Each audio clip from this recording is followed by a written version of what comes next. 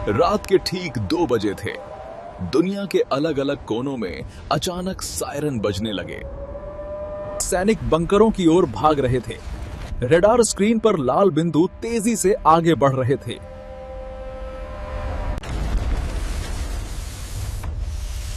कुछ ही सेकंड में missile defence system सक्रिय हो गए। लोग अपने फोन पर एक ही सवाल पूछ रहे थे।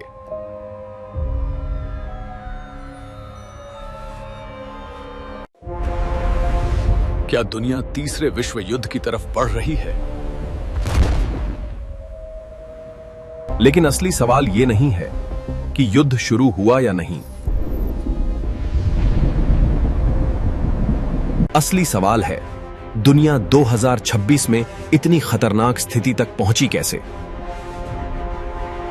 दुनिया फिर युद्ध की तरफ क्यों बढ़ रही है?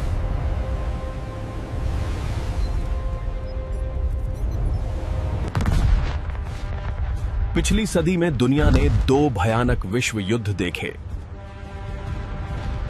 पहला विश्व युद्ध 1914 में शुरू हुआ।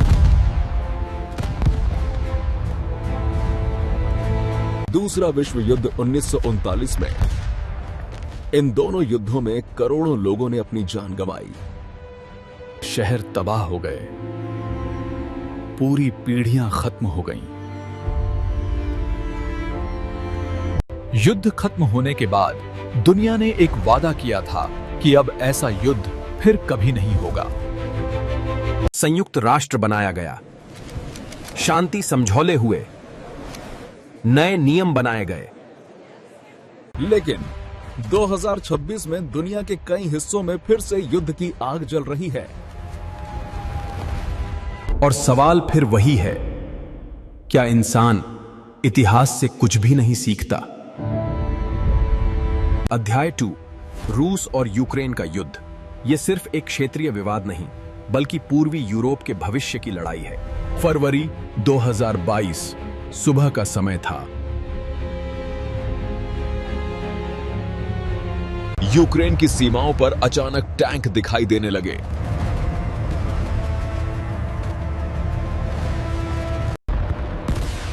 कुछ ही घंटों में मिसाइलें शहरों पर गिरने लगीं। कीव की सड़कों पर सन्नाटा फैल गया। लोगों ने अपने घर छोड़े। लाखों लोग दूसरे देशों में शरण लेने लगे। लेकिन यह युद्ध सिर्फ 2 देशों के बीच नहीं था। इसके पीछे दुनिया की बड़ी ताकतें खड़ी थीं। एक तरफ रूस और दूसरी तरफ पश्चिमी देश। धीरे धीरे यह संघर्ष बन गया।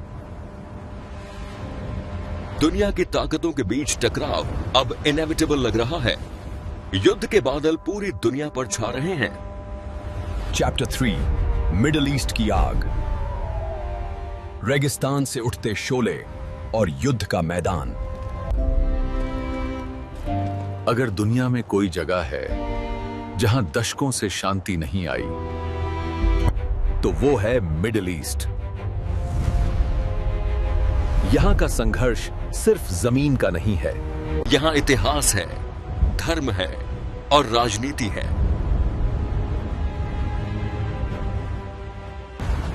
गाजा की सड़कों पर धुएं के बादल उठते हैं। सायरन बजते ही लोग बंकरों में भागते हैं। हर मिसाइल के बाद एक नया सवाल उठता है, क्या यह संघर्ष कभी खत्म होगा? चैप्टर 4, नया युद्ध, तकनीक का।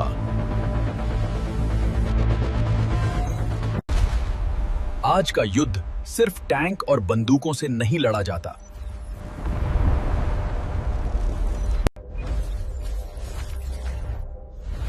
आज युद्ध साइबर स्पेस में भी होता है। एक हैकर हजारों किलोमीटर दूर बैठकर पूरे शहर की बिजली बंद कर सकता है। एक कोड पूरे बैंकिंग सिस्टम को गिरा सकता है।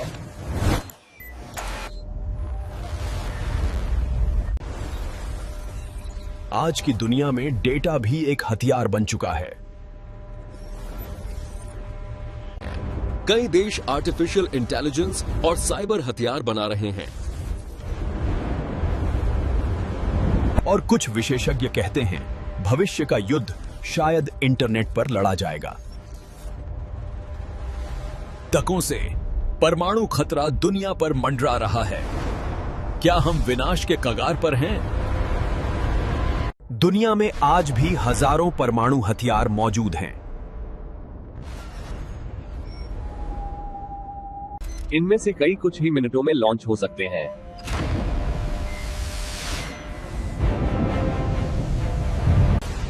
एक छोटी सी गलती, एक गलत आदेश और पूरी दुनिया परमाणु आग में जल सकती है। शीत युद्ध के दौरान दुनिया कई बार इस खतरे के बेहद करीब आ चुकी थी।